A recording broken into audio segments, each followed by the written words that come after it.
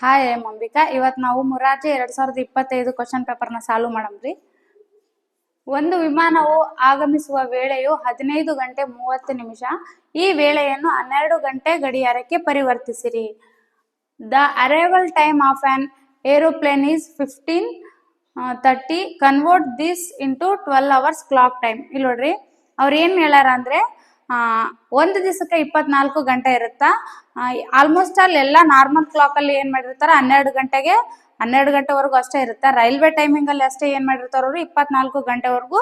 ಅಂದ್ರೆ ಇವಾಗ ನಮ್ಗೆ ಹೆಂಗ 12 ಆದ್ಮೇಲೆ ನಮ್ಮ ನಾರ್ಮಲ್ ಕ್ಲಾಕ್ ಅಲ್ಲಿ 1 ಗಂಟೆ ಬರುತ್ತಾ, ಬಟ್ ರೈಲ್ವೆ ಟೈಮಿಂಗ್ ಅಲ್ಲಿ 12 ಗಂಟೆ ಆದ್ಮೇಲೆ 1 ಗಂಟೆಗೆ 13 ಗಂಟೆ ಅಂತ ಬರುತ್ತಾ.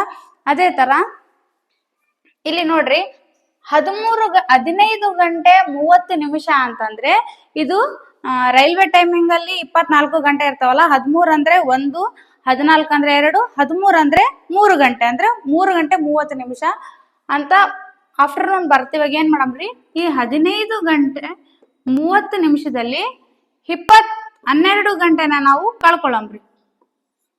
ಎಷ್ಟು ಬರುತ್ತಂದ್ರೆ ಇಲ್ಲಿ 3 ಗಂಟೆ 30 ನಿಮಿಷ. ಅಂದ್ರೆ 15 ಗಂಟೆ 30 ನಿಮಿಷನ ನಾವು 12 ಗಂಟೆಗೆ ಪರಿವರ್ತಿಸಿದ್ರೆ ನಮ್ಗ 3 ಗಂಟೆ 30 ನಿಮಿಷ PM ಬರುತ್ತೆ, ಅಂದ್ರೆ ಮಧ್ಯಾಹ್ನ. Option A.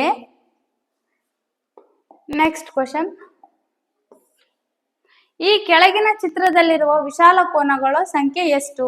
How many obtuse angles are there in the following figure ಅಂತ ಕೇಳ್ಯಾರ. ಇಲ್ಲಿ ನೋಡ್ರಿ, ವಿಶಾಲ ಕೋನ ಅಂತಂದ್ರೆ ಯಾವ ಒಂದು ಕೋನ 180 ಡಿಗ್ರಿಕಿನ ಜಾಸ್ತಿ ಇರುತ್ತೆ ಅದಕ್ಕೆ ಏನಂತೀವಿ ನಾವು ವಿಶಾಲ ಕೋನ ಅಂತ ಹೇಳ್ತೀವಿ.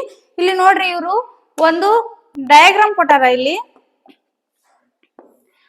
ಈ ಡಯಾಗ್ರಾಮ್ ಒಳಗಡೆ 180 ಡಿಗ್ರಿಕಿನ ಜಾಸ್ತಿ ಅಂದ್ರೆ ವಿಶಾಲ ಕೋನಗಳು ಎಷ್ಟಿದಾವ ಅನ್ನೋದು ಇಲ್ಲಿ ಒಂದೈತಿ. ವಿಶಾಲ ಕೋನ 1, 2, 3 ಮತ್ತೆ 4. ಇದು 180 ಡಿಗ್ರಿಕಿನ ಜಾಸ್ತಿ ಐತೆ. ಅದಕ್ಕೆ ಈ ಚಿತ್ರದಲ್ಲಿ ವಿಶಾಲ ಕೋನಗಳು ನಮ್ಗ ಇಲ್ಲಿ 1, 2, 3 ಮತ್ತೆ 4 ವಿಶಾಲ ಕೋನಗಳಿದಾವ, ಅಂದ್ರೆ ಆಪ್ಷನ್ ಬಿ. ನೆಕ್ಸ್ಟ್ ಕ್ವಶನ್ ನೋಡ್ರಿ, ಶಾಲಿನಿಯು 7 ಗಂಟೆ 45 ನಿಮಿಷಕ್ಕೆ ಮನೆಯನ್ನು ಬಿಟ್ಟು 9 ಗಂಟೆ 15ಕ್ಕೆ ಶಾಲೆಯನ್ನು ತಲುಪುತ್ತಾಳೆ. ಹಾಗಾದರೆ ಅವಳ ಶಾಲೆ ತಲುಪಿದ ವೇಳೆ ತೆಗೆದುಕೊಂಡ ಟೈಮ್ ಎಷ್ಟು ಅನ್ನೋದು. Shalini leaves her home at 7:45 AM and reaches her school at 9:15 AM. How much time does Shalini take to reach her school? ಇಲ್ಲಿ ನೋಡ್ರಿ, ಶಾಲಿನಿ ಮನೇನ 7 ಗಂಟೆ 45 ನಿಮಿಷಕ್ಕೆ ಬಿಟ್ಟು ಸ್ಕೂಲ್ಗೆ ಎಷ್ಟು ಗಂಟೆಗೆ ಹೋಗ್ತಾಳ ಅಂದ್ರೆ 9 ಗಂಟೆ 15 ನಿಮಿಷಕ್ಕೆ ಹೋಗ್ತಾಳ. ಅಂದ್ರೆ ಅವಳು ಎಷ್ಟು ಟೈಮ್ ತಗೊಂಡ್ಲು, ಮನೆಯಿಂದ ಸ್ಕೂಲಿಗೆ ಹೋಗ್ಬೇಕಾದ್ರೆ ಎಷ್ಟು ಟೈಮ್ ತಗೊಂಡ್ಲು ಅನ್ನೋದು ಕ್ವಶನ್. ಆಕಿ ಮನೇನ ಬಿಟ್ಟಿದ್ದು ಎಷ್ಟು ಗಂಟೆ? 7 ಗಂಟೆ 45 ನಿಮಿಷ. ಓಕೆ, 7 ಗಂಟೆ 45 ನಿಮಿಷಲಿದ್ದ 8 ಗಂಟೆ 45 ನಿಮಿಷಕ್ಕೆ ಇಲ್ಲಿ ನಮ್ಗೆ ಏನಾಯ್ತು? 1 ಅವರ್ ಆಯ್ತು. Okay, 1 hour. ನೆಕ್ಸ್ಟ್ ನೋಡ್ರಿ, 8:45ರಿಂದ 9 ಗಂಟೆಗೆ 15 ನಿಮಿಷ ಪ್ಲಸ್ ಇಲ್ಲಿ ಎಷ್ಟು ಗಂಟೆ 9 ಇನ್ನು ಎಷ್ಟು ಉಳಿತು ನಮ್ಗಿಲ್ಲಿ? 15 ಅಂದ್ರೆ ಇಲ್ಲಿ ಒಂದು 15 ನಿಮಿಷ ಉಳಿತು. ಹಂಗಂದ್ರೆ ಆಕಿ ಮನೆಯಿಂದ ಸ್ಕೂಲಿಗೆ ಹೋಗ್ಬೇಕಾದ್ರೆ ಇಲ್ಲಿ 1 ಅವರ್ ಪ್ಲಸ್ ಇದು 15 ಮಿನಿಟ್ಸ್ ಅಂದ್ರೆ 30 ಮಿನಿಟ್ಸ್ ಆಯ್ತು. 9:45ರಿಂದ 8:45ಗೆ 1 ಅವರ್ ಆಯ್ತು. ನೆಕ್ಸ್ಟ್ 8:45ದಿಂದ 9:15ಕ್ಕೆ ಎಷ್ಟಾಯ್ತು? ಇಲ್ಲಿ 30 ನಿಮಿಷ ಆಯ್ತು. ಹಂಗಂದ್ರೆ ಅವಳು ಮನೆಯಿಂದ ಸ್ಕೂಲಿಗೆ ಹೋಗ್ಬೇಕಾದ್ರೆ ಒಟ್ಟು 1 ಗಂಟೆ 30 ನಿಮಿಷ, 1 ಅವರ್ 30 ಮಿನಿಟ್ಸ್ ಟೈಮ್ ತಗೊಂತಾಳ, ಅಂದ್ರೆ ಆಪ್ಷನ್ ಡಿ. ನೆಕ್ಸ್ಟ್ ಕ್ವಶನ್, ಆಯತಾಕಾರದ ತೋಟದ ಉದ್ದವು 60 ಮೀಟರ್ ಮತ್ತು ಅಗಲ 40 ಮೀಟರ್ ಆದರೆ ತೋಟದ ಸುತ್ತಳತೆ ಎಷ್ಟು? A rectangular garden measures 60 metre in length and 40 metre in breadth. Find the parameter of the garden ಅಂತ ಕೊಟ್ಟಾರ. ಇಲ್ಲಿ ಒಂದು ತೋಟ ಯಾವ ಆಕಾರದಾಗ ಐತೆ? ಆಯತಾಕಾರದಲ್ಲಿ ಐತೆ. ಆ ಆಯತಾಕಾರದಲ್ಲಿರುವ ತೋಟದ ಉದ್ದ ಬಂದ್ಬಿಟ್ಟು ಇಲ್ಲಿ ಒಂದು ಆಯತಾಕಾರದ್ದು ತೋಟ ಐತೆ ಅನ್ಕೊಳಮ್ರಿ. ಈ ತೋಟದಲ್ಲಿ 60 ಮೀಟರ್ ಉದ್ದ ಐತೆ, 40 ಮೀಟರ್ ಅಗಲ ಐತೆ. ಅವ್ರೇನ್ ಕಂಡಿಡಿ ಅಂತ ಹೇಳಿದ್ರೆ ಪೆರಿಮೀಟರ್, ಅಂದ್ರೆ ತೋಟದ ಸುತ್ತಳತೆ ಕಂಡಿಡ್ಕೋಬೇಕು ನಾವು. ತೋಟದ ಸುತ್ತಳತೆ ಕಂಡಿಡ್ಬೇಕಾದ್ರೆ ಇಲ್ಲಿ ಆಯತದ ಸುತ್ತಳತೆದು ಸೂತ್ರ ಐತಂತ ಅವ್ರು ಆಲ್ರೆಡಿ ಹೇಳ್ಯಾರ. ಏನ ಆಯತಾಕಾರದಲ್ಲಿ ಐತೆ ಅಂತ ಹೇಳ್ಯಾರ. ಹಂಗಂದ್ರೆ ಆಯತದ ಸುತ್ತಳತೆ ಸೂತ್ರ ಆಯತದ ಸುತ್ತಳತೆ ಇಸ್ ಈಕ್ವಲ್ ಟು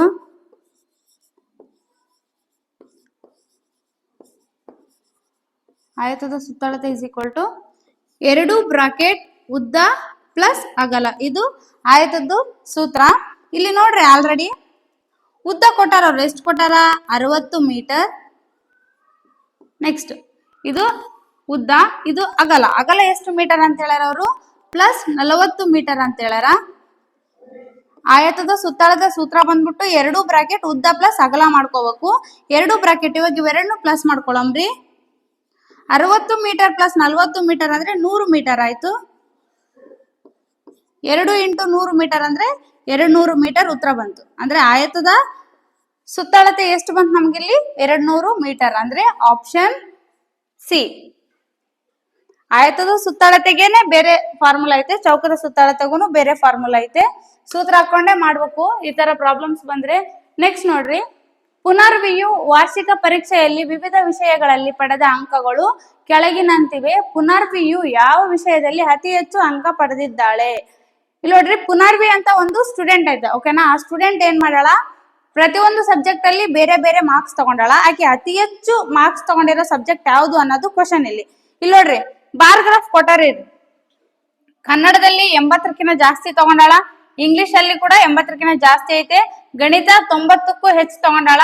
ವಿಜ್ಞಾನ 80ಕ್ಕೂ ಹೆಚ್ಚು. ಸಮಾಜ ಎಷ್ಟು ತಗೊಂಡಾಳಕಿ? 70 ತಗೊಂಡಾಳ. ಅಂದ್ರೆ ಅವ್ರ ಏನ್ ಕೇಳಾರ? ಅತಿ ಹೆಚ್ಚು ಅಂಕ ಪಡೆದಿದ್ ಯಾವ್ದು ಅಂತಂದ್ರೆ ಇಲ್ಲಿ ನೋಡಿದ್ರೆ ಗೊತ್ತಾಗುತ್ತೆ ನಿಮ್ಗೆ. ಯಾಕಂದ್ರೆ ನೀವು ಬಾರ್ ಗ್ರಾಫ್ ನ ಕರೆಕ್ಟ್ ಆಗಿ ಅಬ್ಸರ್ವ್ ಮಾಡ್ಬೇಕು. ಇಲ್ಲಿ ನೋಡ್ರಿ, ಅತಿ ಹೆಚ್ಚು ಅಂಕ ಪಡೆದಿದ್ದು ಯಾವ ಸಬ್ಜೆಕ್ಟ್? ಮ್ಯಾಥ್ಸ್ ಅಂದ್ರೆ ಗಣಿತ. Option D. ನೆಕ್ಸ್ಟ್ ಕ್ವಶನ್, ಈ ಕೆಳಗಿನ ಸಂಖ್ಯೆಯ ಗುಣಲಬ್ಧವು 180 into 0 into 1 into 7. Find the product of 180 0 into 1 into 7. ಇಲ್ಲಿ ನೋಡ್ರಿ, ಒಂದು ಕಾಮನ್ ಸೆನ್ಸ್ ಏನಂದ್ರೆ ಇವಾಗ ಇಂಟು ಮಾಡ್ಬೇಕಾದ್ರೆ ಎಲ್ಲಾದ್ರೂ 0 ಬಂತು, ಅದೆಷ್ಟು ದೊಡ್ಡ ಸಂಖ್ಯೆ ಆದ್ರೂ ಇರ್ಲಿ ಅಥವಾ ಚಿಕ್ಕ ಸಂಖ್ಯೆ ಆಗಿರ್ಲಿ, ಇಂಟು ಏನಾದ್ರೂ 0 ಬಂದ್ರೆ ಇಡೀ ಉತ್ತರ ಏನಾಗುತ್ತಾ? 0ನೇ ಆಗುತ್ತಾ? ಇಲ್ಲಿ ನೋಡ್ರಿ, ಇದನ್ನ ಸಾಲ್ವ್ ಮಾಡಮ್ರಿ. 180 ಇಂಟು 0 ಇಂಟು 1 ಇಂಟು 7 ಕೊಟ್ಟ. 180 ಇಂಟು 0 ಅಂದ್ರೆ ಎಷ್ಟಾಯ್ತು ನಮ್ಗೆ? 0 ಬಂತು. ಇಂಟು 1 ಇಂಟು 0 ಅಂದ್ರ ಟೋಟಲ್ ಉತ್ತರ ಏನಾಗುತ್ತ? 0ನೇ ಆಗುತ್ತಾ? ಯಾವುದೇ ಒಂದು ಸಂಖ್ಯೆಗೆ ಇಂಟು ಏನಾದ್ರೂ 0 ಬಂದ್ರೆ ಇಡೀ ಉತ್ತರ ಯಾವಾಗ್ಲೂ ನಮ್ಗೆ 0ನೇ ಬರುತ್ತೆ. ಅಂದ್ರೆ ಆಪ್ಷನ್ ಬಿ. ನೆಕ್ಸ್ಟ್ ಕ್ವಶನ್,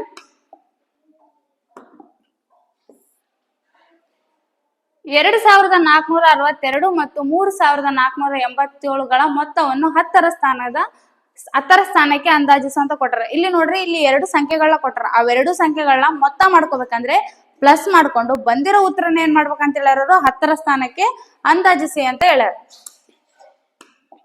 ನೋಡ್ರಿ, ಇಲ್ಲಿ ಫಸ್ಟ್ 2462 ಪ್ಲಸ್ 3487 ಇವೆರಡು ಸಂಖ್ಯೆಗಳ ಮೊತ್ತ ಏನ್ ಮಾಡ್ರಿ ಅಂತ ಹೇಳ್ಯಾರ? 10ರ ಸ್ಥಾನಕ್ಕೆ ಏನ್ ಮಾಡ್ಬೇಕು? ನಾವು ಅಂದಾಜಿಸ್ಬೇಕು. ಇವೆರಡರ ಮೊತ್ತ ಮಾಡಮ್ರಿ. ಫಸ್ಟ್ 7 ಪ್ಲಸ್ 2 ಅಂದ್ರೆ 9, 8 ಪ್ಲಸ್ 6 ಅಂದ್ರೆ 14, 4 ಪ್ಲಸ್ 4 8 ಪ್ಲಸ್ 1 9, 3 ಪ್ಲಸ್ 2 ಅಂದ್ರೆ 5.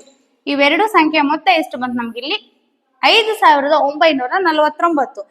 ಬಂದಿರೋ ಈ 5949ಕ್ಕೆ ಏನ್ ಮಾಡಮ್ರಿ? ಇವಾಗ 10ರ ಸ್ಥಾನಕ್ಕೆ ಅಂದಾಜಿಸಮ್ರಿ. ಅಂದಾಜಿಸ್ಬೇಕಾದ್ರೆ ಫಸ್ಟ್ ಏನ್ ಗೊತ್ತಿರ್ಬೇಕು ನಮ್ಗ ಅಂತಂದ್ರೆ 0 1 2 3 4 ಇದ್ರೆ ಅಲ್ಲಿ 0 ಬರ್ಕೋಬೇಕು. 5 ಅಥವಾ 5ಕ್ಕಿಂತ ಜಾಸ್ತಿ ಅಂದ್ರೆ 6 7 8 9 ಇದ್ರೆ ಅಲ್ಲಿ 1 ಬರ್ಕೋಬೇಕು. ಇಲ್ಲಿ ನೋಡ್ರಿ, ಯಾವಾಗ್ಲೂ 10ರ ಸ್ಥಾನ ಅಂತ ಕೊಟ್ಟಾರಲ್ಲ, ಈ 10ರ ಸ್ಥಾನ ಮಾಡ್ಕೋಬೇಕಾದ್ರೆ ಅದ್ರ ಪಕ್ಕ ಅಂದ್ರೆ ಬಿಡಿ ಸ್ಥಾನದಲ್ಲಿ ನಾವು ನೋಡ್ಕೋಬೇಕು. ಬಿಡಿ ಸ್ಥಾನದಲ್ಲಿ ಏನಾದ್ರು 0 1 2 3 4 ಇದ್ರೆ ಇಲ್ಲಿ 0 ಬರ್ಕೋಬೇಕು. ಅಲ್ಲ 5 ಅಥವಾ 5ಕ್ಕಿಂತ ಜಾಸ್ತಿ ಇದ್ರೆ 1 ಬರ್ಕೋಬೇಕು. ಯಾವ ಸಂಖ್ಯೆ ಯಾವ ಸ್ಥಾನದ್ದು ಅಂದಾಜು ಗಣನೆ ಮಾಡಂದಿರ್ತಾರ ಅದ್ರ ಪಕ್ಕ ಇರೋ ಸ್ಥಾನದ ಏನ್ ನೋಡ್ಕೋಬೇಕು? ನಾವು ನಂಬರ್ಸ್ ನೋಡ್ಕೋಬೇಕು. ಅಲ್ಲಿ ಏನಾದ್ರು 0 ಇದ್ದ 4 ಇದ್ರೆ 0 ಹಾಕರಿ. 5 ಅಥವಾ 5ಕ್ಕಿಂತ ಹೆಚ್ಚಿದ್ರೆ 1 ಹಾಕೋರಿ. ಇಲ್ಲಿ ಏನೈತೆ 4ರ ಪಕ್ಕ 10ರ ಸ್ಥಾನ ಅಂದ್ರೆ ಬಿಡಿ ಜಾಗ ನೋಡ್ಕೋಬೇಕು ನಾವು. ಬಿಡಿ ಜಾಗದಲ್ಲಿ ಏನೈತೆ 9 ಐತೆ. ನಾನು ಆಲ್ರೆಡಿ ಹೇಳಿದೆ. ಇಲ್ಲಿ 5 ಅಥವಾ 5ಕ್ಕಿಂತ ಜಾಸ್ತಿ ಇದ್ರೆ 1 ಹಾಕೋಬೇಕು. ಇಲ್ಲಿ ಏನ್ ಹಾಕರಿ? ಇವಾಗ 10ರ ಜಾಗದಲ್ಲಿ 1 ಹಾಕೋರಿ. ಇದು 0 ಆಗುತ್ತಾ? 4 ಪ್ಲಸ್ 1 ಅಂದ್ರೆ 5 9 5. ಎಷ್ಟಾಯ್ತು ಇವಾಗ 5950 ಅಂದ್ರೆ ಆಪ್ಷನ್ ಬಿ. ನೆಕ್ಸ್ಟ್ ಕ್ವಶನ್, 4 8 0 2 5 ಈ ಅಂಕೆಗಳನ್ನು ಪುನಃ ಉಪಯೋಗಿಸದೆ ಬರೆಯಬಹುದಾದ 5 ಅಂಕೆಯ ಅತಿ ಸಣ್ಣ ಸಂಖ್ಯೆ ಯಾವುದು? Which is the smallest 5 digits number using digits 4 8 0 2 5 without repeating them. ಇಲ್ಲಿ ನೋಡ್ರಿ, ಇಲ್ಲಿ ಕೆಲವೊಂದು ನಂಬರ್ಸ್ ಕೊಟ್ಟಾರ, ಅಂದ್ರೆ ಅಂಕಿಗಳನ್ನ ಕೊಟ್ಟಿರ್ತಾರ, ಡಿಜಿಟ್ ಕೊಟ್ಟಾರ. ಆ ಡಿಜಿಟ್ ನಾವು ಯೂಸ್ ಮಾಡ್ಕೊಂಡು ಏನ್ ಬರಿಬೇಕು? ಸ್ಮಾಲೆಸ್ಟ್ ನಂಬರ್ ಅಂದ್ರೆ ಅವ್ರು 5 ಅಂಕೆ ಕೊಟ್ಟಾರಲ್ಲ, 5 ಅಂಕೆ ಅತಿ ಚಿಕ್ಕ ಸಂಖ್ಯೆ ಬರಿಬೇಕು ನಾವು. ಫಸ್ಟ್ ನಂಬರ್ ಬರ್ಕೋರಿ, ಯಾವ್ಯಾವ ನಂಬರ್ಸ್ ಅಂತೇಳಿ. 4 8 0 2 5. ಓಕೆ, ಇವು 5 ಅಂಕಿಗಳನ್ನ ಕೊಟ್ಟಾರ. ಈ 5 ಅಂಕಿಗಳು ಉಪಯೋಗಿಸ್ಕೊಂಡು ನಾವೇನ್ ಬರಿಬೇಕು? 5 ಅಂಕೆ ಅತಿ ಚಿಕ್ಕ ಸಂಖ್ಯೆ ಬರಿಬೇಕು. 5 ಅಂಕೆ ಅತಿ ಚಿಕ್ಕ ಸಂಖ್ಯೆ ಅಂತೇಳಿ ನಾವು 0 2 4 5 8 ಬರೆದ್ರೆ ಇದು ತಪ್ಪಾಗುತ್ತಾ ಆನ್ಸರ್? ಎದಕ್ ತಪ್ಪಾಗುತ್ತ ಅಂದ್ರೆ, ಇಲ್ಲಿ ನೋಡ್ರಿ, ಯಾವುದೇ ಒಂದು 0ನ ನಾವು ಸಂಖ್ಯೆ ಮುಂದೆ ಬರೆದ್ರೆ ಅದಕ್ಕೆ ಯಾವುದೇ ತರದ್ದು ಬೆಲೆ ಇರಲ್ಲ. ಇದು ಎಷ್ಟು ಅಂಕೆ ಆಯ್ತು ಇವಾಗ? 2458 ಆಯ್ತು. ಅವ್ರು ಎಷ್ಟು ಅಂಕಿ ಕೊಟ್ಟಾರ? ಇಲ್ಲಿ ನಮ್ಗೆ 5 ಅಂಕಿ ಕೊಟ್ಟಾರ. ನಾವು ಬರೆದ್ರು ಇವಾಗ ಎಷ್ಟು ಅಂಕಿದ್ ಬರಿಬೇಕು? 5 ಅಂಕಿದೇ ಬರಿಬೇಕು. ಅದಕ್ಕೆ 0 ಬಂದಲ್ಲಿ ಏನ್ ಮಾಡ್ಬೇಕು? ಸ್ವಲ್ಪ ಹುಷಾರಿರ್ಬೇಕು. 0 ಬಂದಲ್ಲಿ ಏನ್ ಮಾಡ್ಬೇಕು? ಫಸ್ಟ್ 0ಕ್ಕಿಂತ ಸ್ವಲ್ಪ ದೊಡ್ಡದು ಯಾವ್ದೈತೆ? 2 ಐತೆ, 2 ಹಾಕೋರಿ. ಆಮೇಲೆ 0 ಹಾಕೊಂಡು 4 5 8. ಇವಾಗ ಏನಾಯ್ತು? 5 ಅಂಕೆಯ ಅತಿ ಚಿಕ್ಕ ಸಂಖ್ಯೆ. ಈ ಅಂಕಿಗಳನ್ನ ಉಪಯೋಗಿಸ್ಕೊಂಡು ಬರೆಯಬಹುದಾದ 5 ಅಂಕೆಯ ಅತಿ ಚಿಕ್ಕ ಸಂಖ್ಯೆ ಅಂದ್ರೆ ಎಷ್ಟು ಅಂತಂದ್ರೆ, ಇನ್ನೊಂದು ನೋಡ್ರಿ, ಕ್ವಶನ್ ಅಲ್ಲಿ ಏನ್ ಅಬ್ಸರ್ವ್ ಮಾಡ್ಬೇಕಂದ್ರೆ, ಅವ್ರು ಪುನಃ ಉಪಯೋಗಿಸದೆ ಅಂತ ಕೇಳಾರ. ಕೊಟ್ಟಿರೋ ಸಂಖ್ಯೆಗಳಲ್ಲಿ ಒಂದು ಸಂಖ್ಯೆ ಕೂಡ ನಾವು ರಿಪೀಟ್ ಮತ್ತೆ ಯೂಸ್ ಮಾಡಬಾರ್ದು. ಇವಾಗ ಈ ಅಂಕಿಗಳು ಉಪಯೋಗಿಸ್ಕೊಂಡು ಬರ್ದಿರೋ 5 ಅಂಕೆ ಅತಿ ಚಿಕ್ಕ ಸಂಖ್ಯೆ ಎಷ್ಟು ಅಂದ್ರೆ ನಮಗ 20,458 ಅಂದ್ರೆ ಆಪ್ಷನ್ ಸಿ. ನೆಕ್ಸ್ಟ್ ಕ್ವಶನ್, ಒಂದು ಸಂಖ್ಯೆಯನ್ನು 12ರಿಂದ ಭಾಗಿಸಿದಾಗ ಭಾಗಲಬ್ಧವು 15 ಶೇಷ 5 ಬರುತ್ತದೆ. ಹಾಗಾದರೆ ಇದರ ಭಾಜ್ಯವು ಭಾಜ್ಯ ಏನು ಅಂತ ಕೇಳಾರ. ಓಕೆನಾ? ಅವ್ರ ಏನ್ ಕೊಟ್ಟಾರ? ಇಲ್ಲಿ ಭಾಗಲಬ್ಧ ಕೊಟ್ಟಾರ, ಮತ್ತೆ ಇನ್ನೇನ್ ಕೊಟ್ಟಾರ? ಭಾಜಕ ಕೊಟ್ಟಾರ, ಶೇಷ ಕೊಟ್ಟಾರ. ನಾವೇನ್ ಕಂಡಿಡಿಬಹುದು? ಇಲ್ಲಿ ಕಂಡಿಡಿಬೇಕು, ಭಾಜ್ಯ ಕಂಡಿಡಿಬೇಕು. ಭಾಜ್ಯ ಕಂಡಿಡಿಬೇಕಾದ್ರೆ ಒಂದು ಸೂತ್ರ ಐತೆ, ಆ ಸೂತ್ರ ಹಾಕೊಳ್ಳಂಬ್ರಿ. ಫಸ್ಟ್ ಭಾಜ್ಯ ಇಸ್ ಈಕ್ವಲ್ ಟು